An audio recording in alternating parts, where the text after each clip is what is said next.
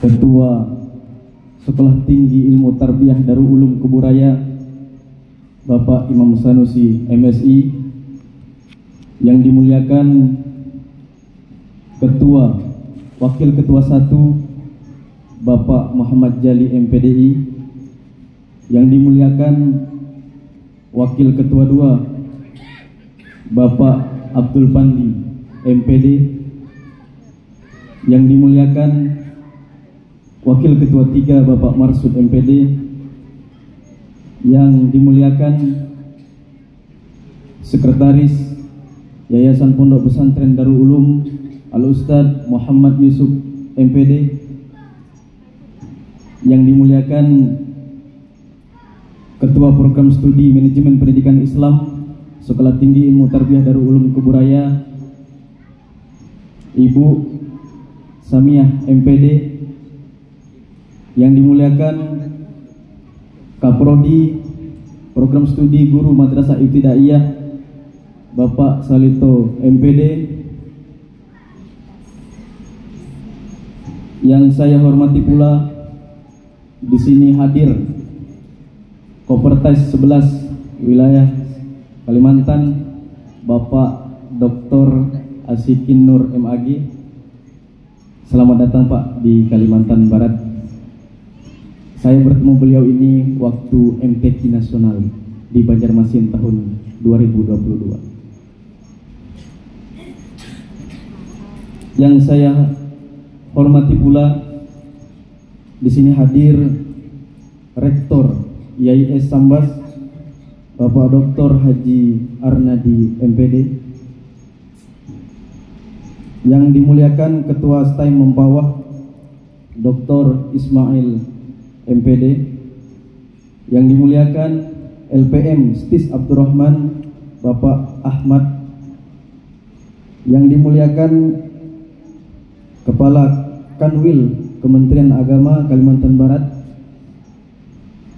Bapak Mahdi selaku Kasih Pontren, yang dimuliakan Kapolres Kuburaya Bapak Dede Hasanuddin SH selaku Kepala SDM, yang dimuliakan Ketua Tanfidiyah PCNU Kota Pontianak Kiai Haji Ahmad Faruqi MPD, dan tidak lupa pula yang dimuliakan para sivitas akademika, dosen-dosen di lingkungan Sekolah Tinggi Ilmu Tarbiyah Darul Ulum Kuburaya, yang dimuliakan pula para tamu undangan, para wali, orang tua, mahasiswa dan mahasiswi, wisudawan, wisudawati, dan tidak lupa pula yang saya banggakan para wisudawan dan wisudawati yang hadir pada pagi hari ini dalam acara sidang senat terbuka wisuda yang kedua.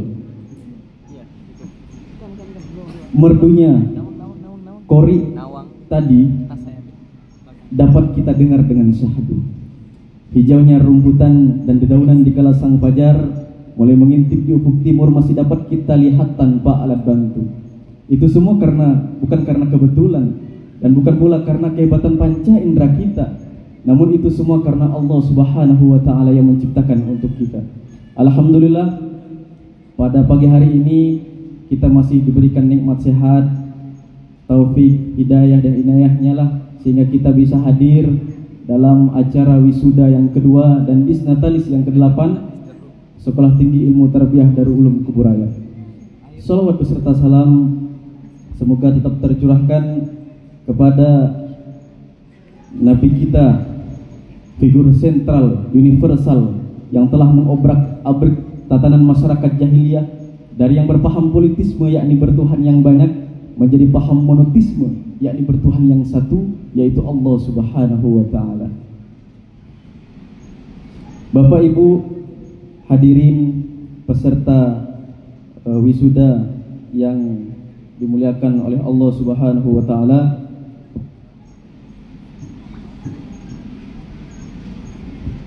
saya berdiri di sini mendapatkan amanah dari Ketua Sekolah Tinggi Ilmu Tarbiyah Darul Ulum Kuburaya. Terima kasih Pak Imam Sanusi atas waktu yang telah diberikan dan kesempatan yang telah diberikan.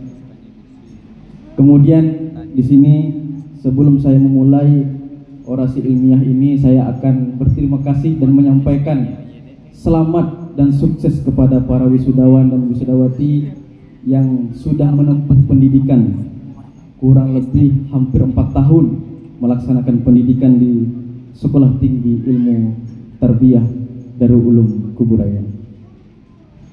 Bapak Ibu hadirin yang dimuliakan Allah Subhanahu wa taala,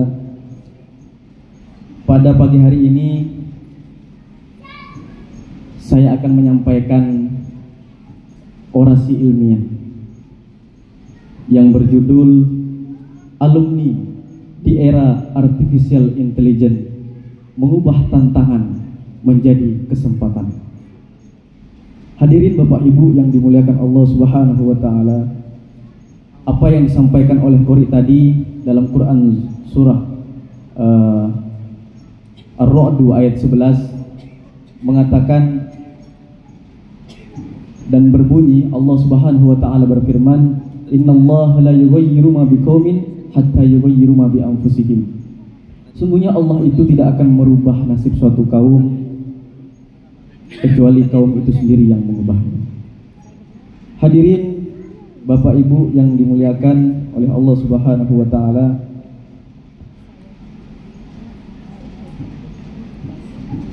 dalam Quran surah Ar-Ra'd ayat 11 tadi diterangkan bahwa pentingnya kita untuk merubah cara berpikir, merubah cara bertingkah laku dari yang baik menjadi lebih baik. Nah, itulah pesan yang disampaikan dalam Quran surah Ar-Ra'd. Kemudian kenapa perubahan itu menjadi penting? Perubahan ini merupakan suatu keniscayaan.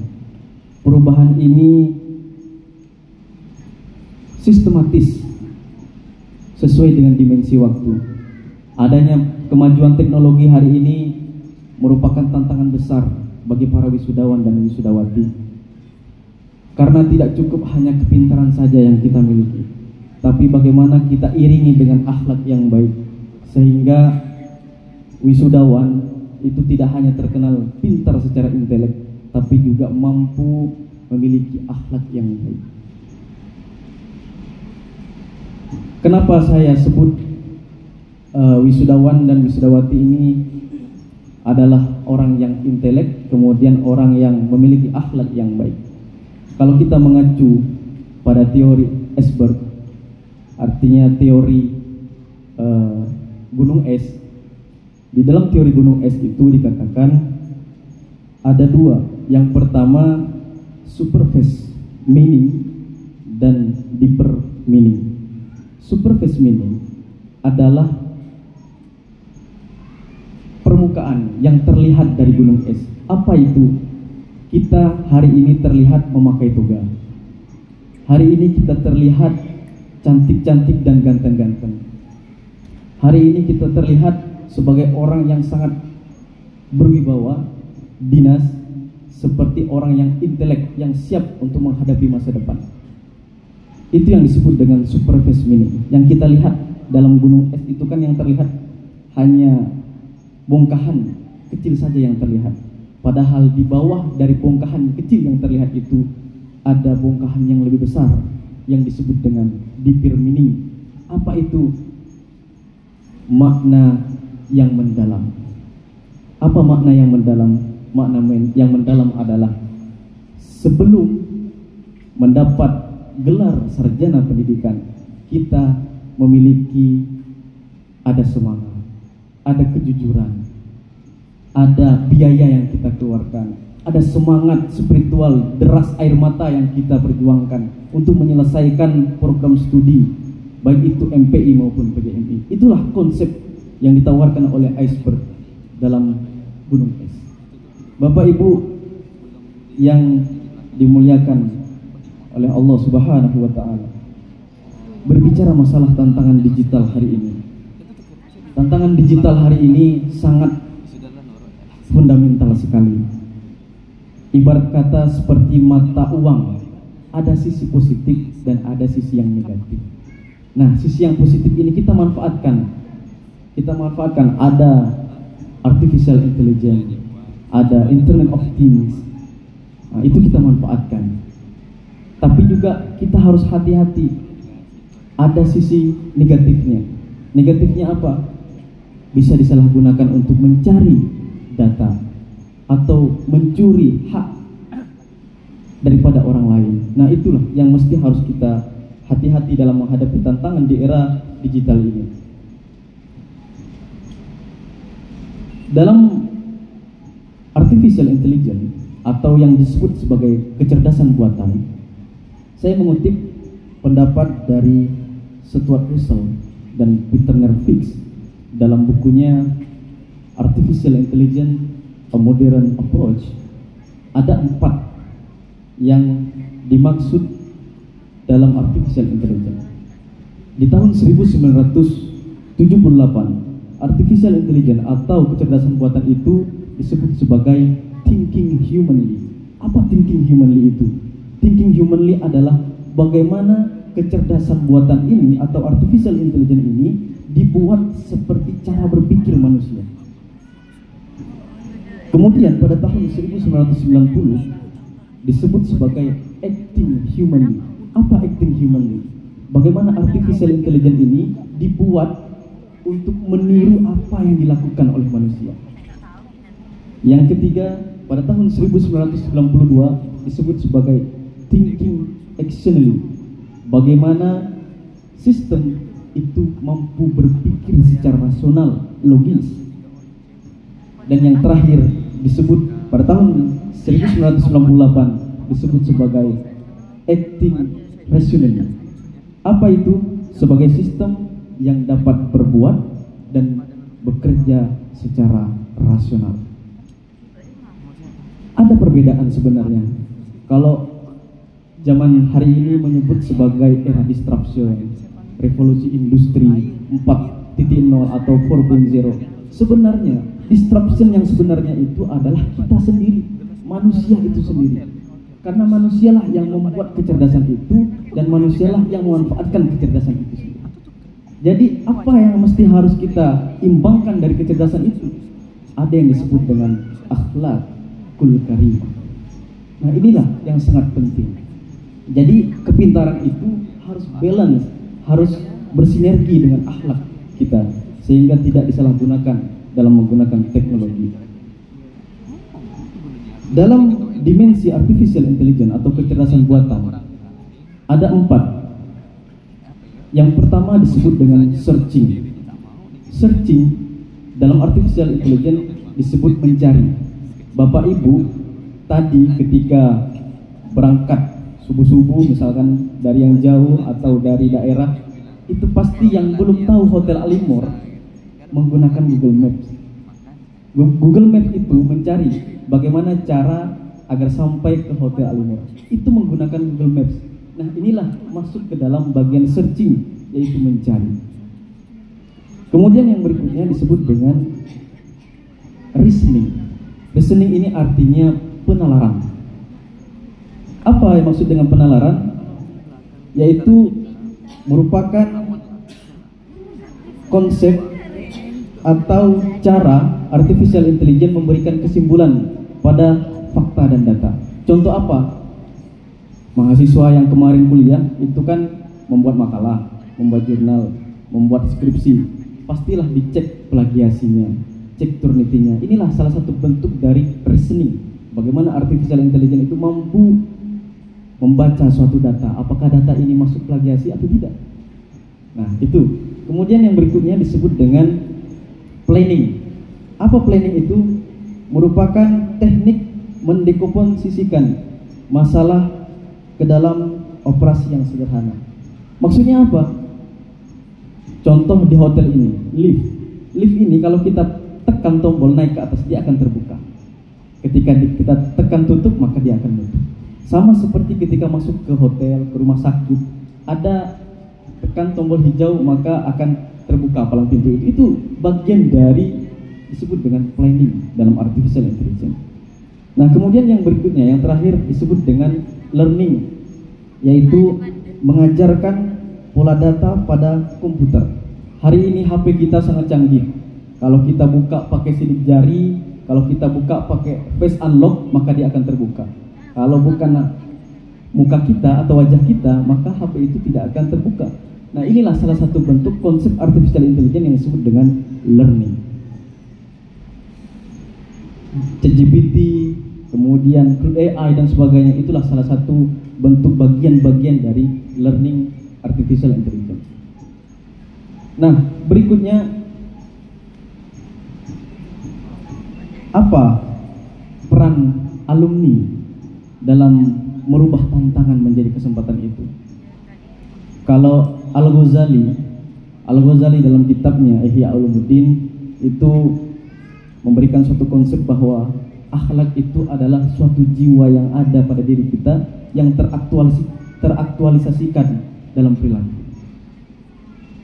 Kemudian Thomas Likona, kenapa saya ambil dua sisi? Karena saya satu yang pemikir di barat dan satu pemikir di timur. Nah, pemikir yang di barat ini disebut yang bernama Thomas Likona. Thomas Likona ini dalam bukunya Education for Character menyebutkan bahwa akhlak itu ada tiga. Ada yang disebut dengan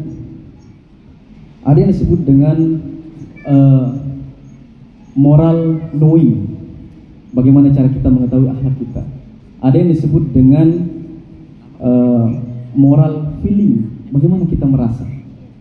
Ada yang disebut dengan moral behavior, bagaimana cara kita berperilaku, bertingkah laku. Nah, inilah yang menjadi konsep kita bahwa seorang sarjana tidak cukup dengan kepintaran, seorang sarjana tidak cukup dengan aktualisasi diri kemajuan teknologi, namun harus diimbangi dengan akhlakul karimah yang baik. Ada 4 pilar yang saya sebut sebagai 4P untuk menjawab tantangan hari ini. Yang pertama disebut dengan penggerak atau katalisator. Jadi seorang alumni itu harus jadi penggerak. Penggerak apa di sini? Yaitu mengintegrasikan pembelajaran dengan IT. Buat pembelajaran berbasis IT di sekolahnya masing-masing. Karena itu salah satu bentuk menjawab tantangan kita di era digital saat ini. Kemudian yang berikutnya disebut dengan penderma, yaitu kontributor. Bagaimana penderma ini memberikan sumbangsih materi dan imateri. Jadi memajukan setidar bisa dengan materi, bisa juga dengan imateri. Imateri itu apa? Memberikan orasi ilmiah, memberikan diskusi terkait dengan Sekolah Tinggi Ilmu Tarbiyah Darul Ulum Kebudayaan. Yang ketiga disebut dengan public opinion. Buatlah opini publik bahwa setidar hari ini bukan setidar yang dulu. Setidar hari ini sudah terakreditasi. Barusan tadi disampaikan oleh Bapak Ketua, sudah terakreditasi baik, prodinya juga baik, dan Kopertas tadi sudah menyampaikan bahwa regulasi saat ini sangat luar biasa. Nah, hari ini Pak Kopertas, setidar ini sudah mulai di jalur trek yang benar. Tinggal menyiapkan SDM yang baik sehingga mampu bersaing, bisa beralih status. Mudah-mudahan Sekolah Tinggi Tarbiyah Darul Ulum Kebudayaan ini segera alih status dari sekolah tinggi, institut hingga universitas. Yang terakhir, perluas jaringan, karena jaringan ini sangat penting. Networking itu sangat penting, Bapak Ibu sekalian, wisudawan dan wisudawati.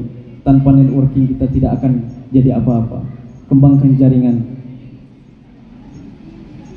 Dari beberapa keterangan tadi dapat saya simpulkan bahwa untuk menghadapi kecerdasan intelijen atau kecerdasan buatan itu ada 4 yang disebut dengan penggerak, disebut dengan penderma, disebut pula dengan penggiringan opini atau public opinion, dan perluas jaringan.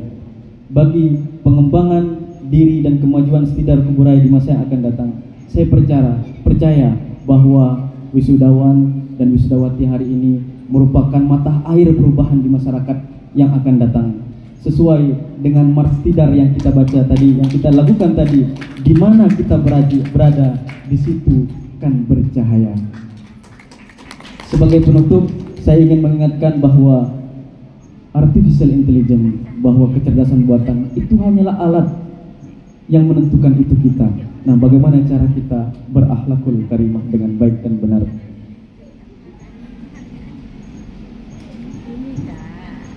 Kalau pepatah Arab mengatakan innamal umumul akhlaq ma baqiyat fa in hamu dhahabat akhlaquhum dhahabu.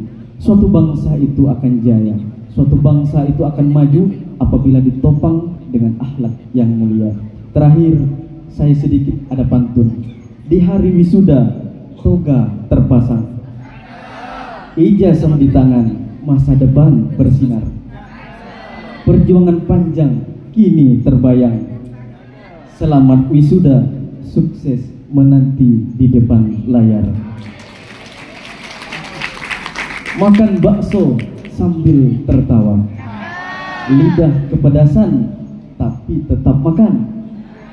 Selamat wisuda, wahai para sarjana, kini gelar di tangan, semoga cepat dapat pasangan.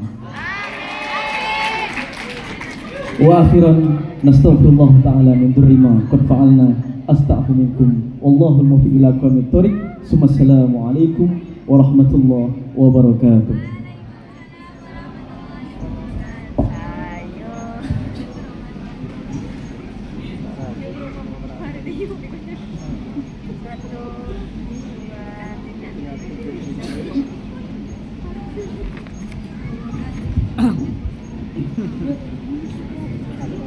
Demikian tadi orasi ilmiah yang telah disampaikan oleh Dr. Juliansa yang merupakan alumni Pondok Pesantren Darul Ulum